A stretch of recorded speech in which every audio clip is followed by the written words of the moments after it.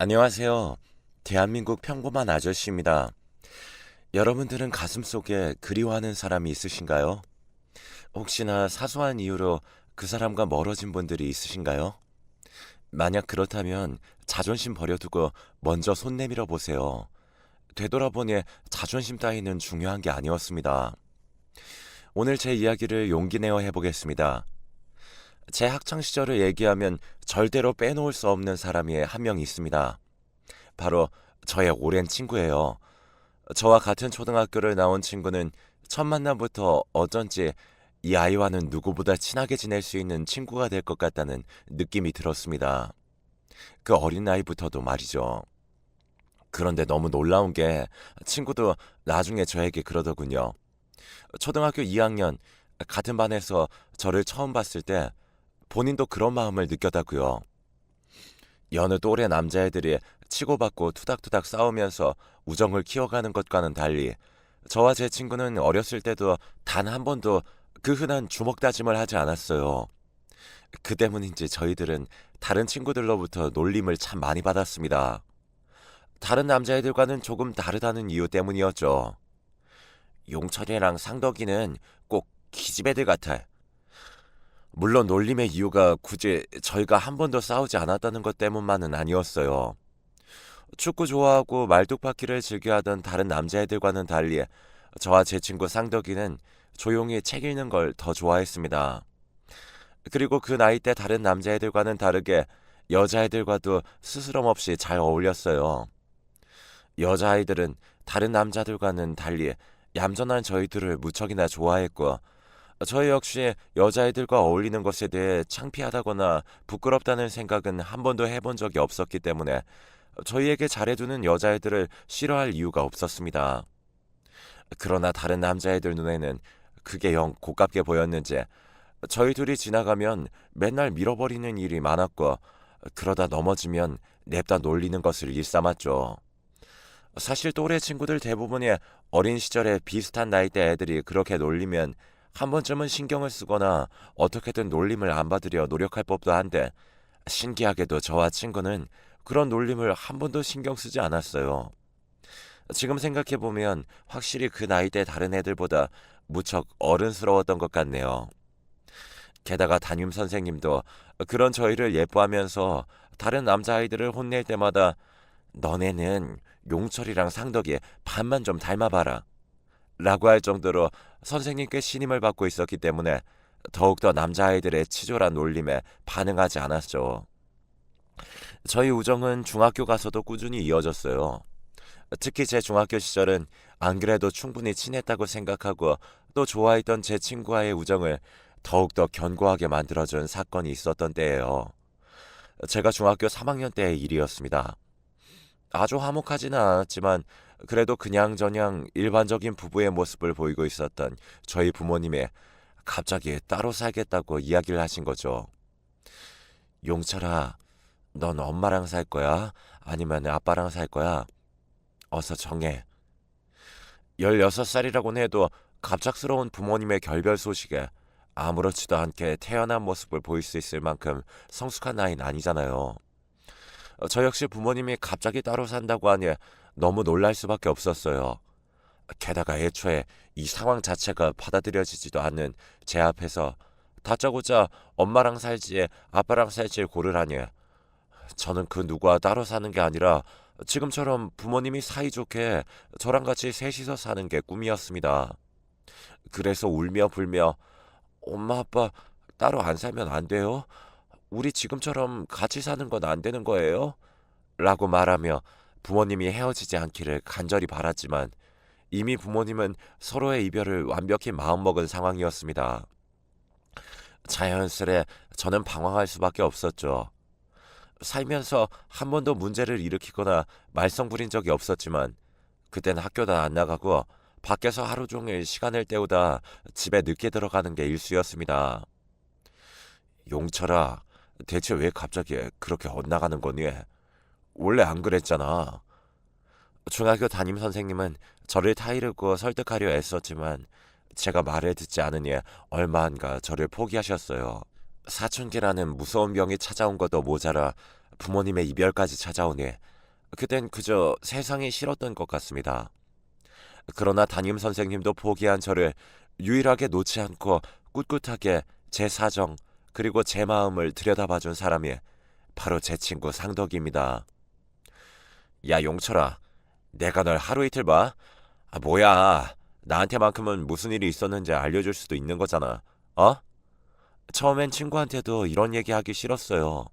오히려 친했기 때문에 집안에 이런 일이 있다는 걸 알리는 게 부끄럽기도 했고 또 어쩐지 민망했습니다. 제가 생각하는 제 친구는 너무나 어른스러운 녀석이었거든요. 그 친구라면 저와 같은 상황을 겪는다 하더라도 금방 냉정하게 상황을 판단하고 저와 같이 방황을 한다거나 슬퍼한다거나 하지 않을 거라 생각했습니다. 그래서 저를 걱정하는 친구의 말에 네가 무슨 상관이야. 내일이니 신경 꺼. 라며 저답지 않게 냉정한 말을 하기도 했죠. 사실 제가 친구 입장에서 이런 말을 들었다면 아무리 친했어도 화가 날 법도 한데 그럼에도 친구는 제 곁을 떠나지 않았어요. 그리고 제가 마음을 열고 무슨 일이 있었는지 알려주길 기다렸죠.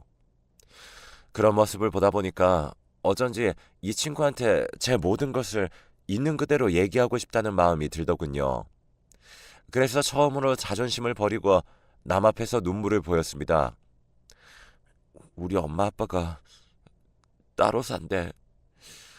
엄마나 아빠 한쪽 한 명이랑만 살아야 한다는데 난 그러기 싫어. 그냥 지금처럼 우리 세 가족이서 사이좋게 살고 싶어. 제 이야기를 들은 친구는 아무 말도 하지 않았어요. 대신 우는 제 어깨를 두들겨줬죠. 이상하게 그 어떤 위로의 말들보다도 친구의 토닥임이 더욱더 마음에 안정을 주는 느낌이었어요.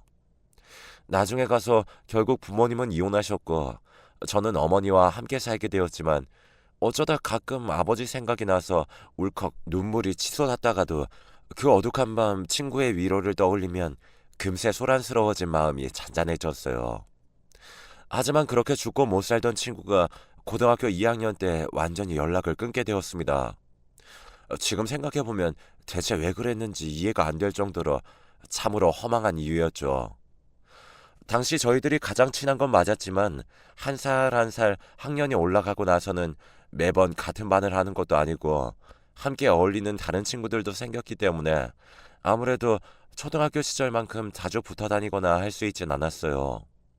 그 친구도 그 친구 나름의 인간관계가 있었고 저도 제 나름의 인간관계가 있었죠.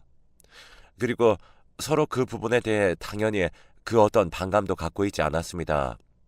오히려 서로의 친구들을 소개시켜주면서 다 같이 친해지기도 했죠. 그러던 어느 날 한 친구의 생일 선물을 준비하기 위해서 저와 상덕이만 둘이 따로 본 적이 있었습니다.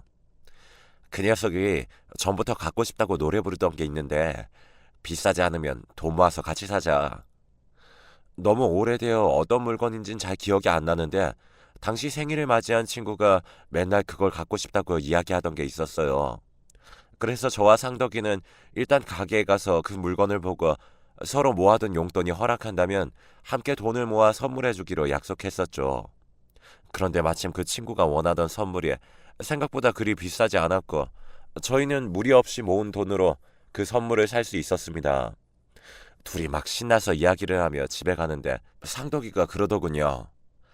우리가 같이 돈 모아서 산 거긴 하지만 그래도 사람이 둘인데 선물이 하나면 조금 서운해할까봐 걔가 우리 집 왔을 때 갖고 싶다고 하던 책도 따로 준비해놨어. 워낙 친구를 철저히 챙기는 친구였기 때문에 저는 역시 상덕이야 라는 생각을 하면서 그 친구의 생일날을 기다렸습니다. 그리고 대망의 생일날 준비한 선물을 갖고 그 친구네 집에 놀러 갔는데 역시나 그 친구는 저희가 준비한 선물을 보고 뛸 듯이 기뻐하더군요. 야, 용돈 부족해서 못 사고 있던 건데 진짜 고맙다 얘들아. 그리고 그때 상덕이가 본인이 혼자 준비했다던 선물 역시 그 친구에게 건네주었어요. 친구는 신나하면서 포장지를 뜯었는데 저는 그 안에 들어있는 선물을 보고 제 눈을 의심했죠. 그 선물은 제가 그 당시 기준으로 작년 상덕이 생일 선물로 주었던 책 중 한 권이었습니다.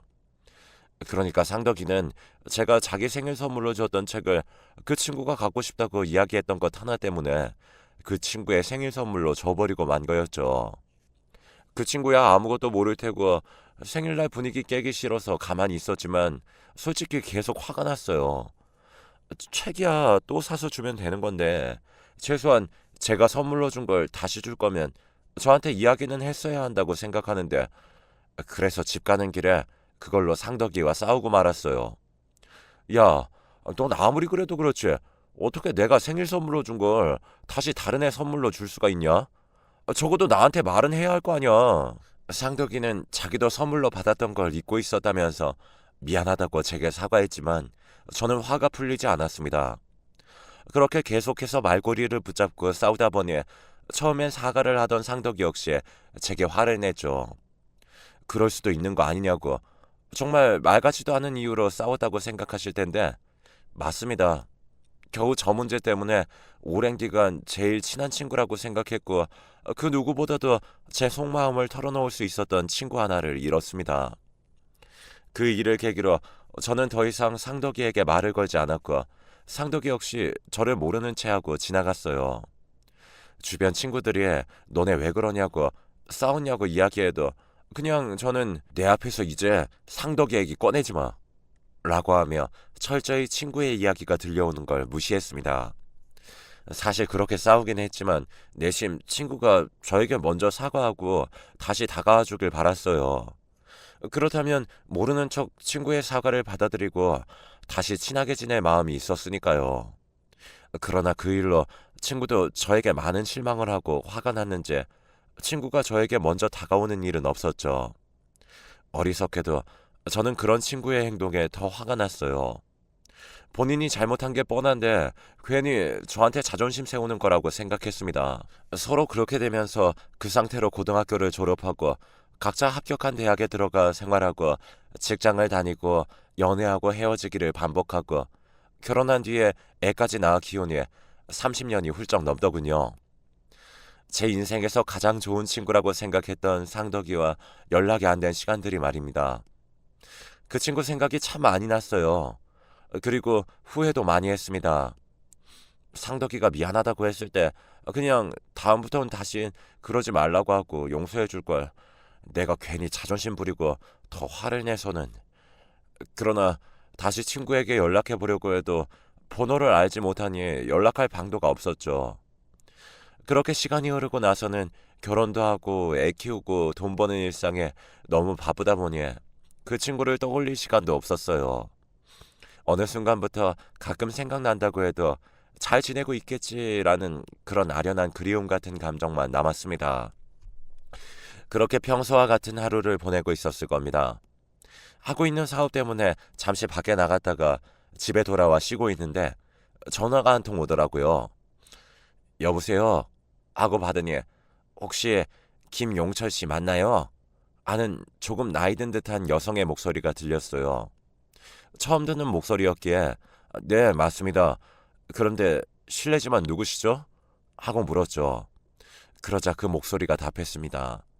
저는 이상덕 씨 아내 되는 사람입니다. 네? 이상덕이라고요? 남의 입을 통해 들은 제 친구의 이름은 오랜만이었기에 순간 낯선 기분이 몇 번을 입에 되뇌었지만 금세 깨달을 수 있었어요. 그 여자가 말하는 이상덕에 아주 오래전 연락이 끊겼던 제 친구라는 걸 말이죠. 설마 친구의 아내가 저에게 전화를 걸었을 거라고는 상상도 못했습니다. 무엇보다 제가 친구의 연락처를 모르는 만큼 친구도 제 연락처를 모를 게 뻔했는데 어떻게 대체 친구의 아내가 제 전화번호를 알고 전화했는지 그것도 너무나 궁금했죠. 상덕이 아내시라고요? 반갑습니다. 그런데 제 번호는 어떻게 아셨는지. 아, 상덕 씨 수첩에 용철 씨 번호가 있었어요. 꼭 전해드려야 할 게 있는데 혹시 시간 되신다면 잠깐 만나뵐 수 있을까요? 얼굴도 한번 못 본 친구의 아내가 건네줘야 한다는 게 저로선 무엇인지 알 수 없었지만 일단 오랫도록 연락이 끊겼던 친구의 소식을 알 수 있었던 기회인 만큼 저는 상덕이 아내라는 사람과 주말에 만날 약속을 잡았어요. 혹시 친구도 같이 나오지 않을까 조금 설레는 마음으로 약속날 이야기했던 장소로 나갔는데 저는 친구 아내 되는 사람으로부터 충격적인 이야기를 듣게 되었습니다. 상덕 씨가 한 달 전에 세상을 떠났어요. 상덕이가 죽었다고요? 도대체 왜요? 다른 친구들에게도 소식을 못 들었는데요. 그게 기를 쓰고 친구들에게 약한 모습 보이기 싫다고 해서요. 투병 중에도 아무에게 연락 못했어요. 그리고 장례식에도 친구들 부르지 말고 가족끼리 간단히 치르라고 했어요. 정말 충격적인 이야기였어요. 제 친구 상덕이가 죽었다니, 죽기 전까지 멋있는 척은 혼자 다 하면서 죽은 내 친구 상덕이. 이상하게 그 말을 듣는데 가슴속 깊은 곳에서 슬픔이 밀려왔습니다. 하지만 처음 보는 친구 아내의 슬픈 눈빛을 보고는 애써 꾹 참을 수밖에 없었습니다. 여러 가지 가능성을 고려해봤지만 그 가능성 속에서 친구가 이미 이 세상 사람이 아니라는 건 한 번도 생각해 본 적이 없어요. 시간이 오랫도록 지났으니 이미 옛날에 그 친구와 싸우고 친구를 미워했던 마음은 희미해진 지 오래인데, 어째서 친구가 죽었다는 소식을 들은 그 순간부터는 저와 마치 친구와 싸웠던 그 당시로 돌아온 것 같았어요. 그토록 좋아하고 친하다고 생각했던 친구를 원망했던 세월들이 주마등처럼 스쳐 지나갔죠. 상덕 씨가 용철 씨 앞으로 남긴 편지가 한 통이 있어요. 오늘은 이걸 전해드리려고 만나 뵙자고 말씀드린 거예요. 친구 아내로부터 편지 하나를 전해받고 집에 갔는데 정말 아무런 생각도 들지 않더군요. 그 편지를 열어볼 생각도 나지 않았어요. 그저 머릿속에는 친구 아내가 전했던 친구의 죽음만이 계속해서 맴돌았죠. 잘 다녀왔냐는 아내의 말에도 아무런 대꾸도 못한 채 방으로 들어와 누웠습니다. 오래도록 연락을 안 하긴 했지만 언제나 건강하던 친구였어요. 오히려 어릴 땐 제가 더 비실하고 몸이 약해서 친구가 맨날 "야, 너는 사내 녀석이 그렇게 몸이 약하면 어떡하냐?" 라는 타박을 자주 들었습니다. 그런데 그렇게 건강하던 친구가 암으로, 그것도 바로 저번 달에 죽었다니, 저는 제 자신을 원망하는 수밖에 없었어요. 만약 제가 그 어렸을 적에 쓸데없는 자존심이나 고집을 부리지 않고 친구의 사과를 받아들이고 계속해서 연락을 하고 지냈더라면 적어도 친구의 마지막 가는 길을 지켜줄 수 있었겠죠. 하지만 바보같이 그러질 못해서 친구의 죽음을 배웅해 주지도 못했습니다. 스스로가 너무나 원망스러웠어요. 그렇게 몇 날 며칠 누워서 제 자신을 비난하고 한탄하는데 문득 친구 아내가 손에 쥐어준 편지 한 통이 생각이 나더군요. 대체 상덕이는 나에게 뭘 이야기하고 싶었을까? 자기 허무에 빠져 있느라 편지조차도 잠시 잊고 있던 저는 더 늦기 전에 친구가 저에게 남긴 마지막 편지를 확인해 봐야겠다는 생각이 들었습니다. 그리고 한 줄 한 줄을 읽어나가며 저는 그 옛날 언제나 저에게 활짝 웃어주던 친구의 모습이 떠올라 눈물을 잘뜩 흘릴 수밖에 없었어요. 용철아, 나 상덕이다. 네가 아직도 날 미워할까봐 이 편지를 쓰는 게 좀 겁나긴 하지만 그래도 내 남은 생에 그리 많지 않으니 지금이라도 너에게 하고 싶은 말을 해야겠다 싶어서 이렇게 용기 낸다. 넌 나를 어떻게 생각하고 있을지 모르겠지만 나는 너와 사이가 나빠진 그날 이후로 꽤 오랫동안 널 그리워하고 있었어.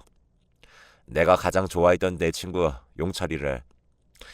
내가 그런 실수를 하지 않았다면 네가 나에게 화낼 일도 없었겠지. 다시 한번 미안하다. 어른이 되고 나서 네 소식을 몰래 듣곤 했었어. 그러다 정말 우연히도 네가 도매상을 한다는 이야기를 알게 됐지. 너에게 다시 다가갈 용기는 없었어. 이렇게 될 줄 알았다면 그때 말 한번 걸어볼걸. 하지만 거래처로서 널 도와줄 수 있다는 것만으로도 난 충분히 만족한다. 비록 내가 속이 좁아 너와 다시 예전처럼 지내지 못하지만 여전히 넌 내 마음속에서 가장 친한 친구이자 좋은 친구였으니까. 용철아, 네가 너무 보고 싶다.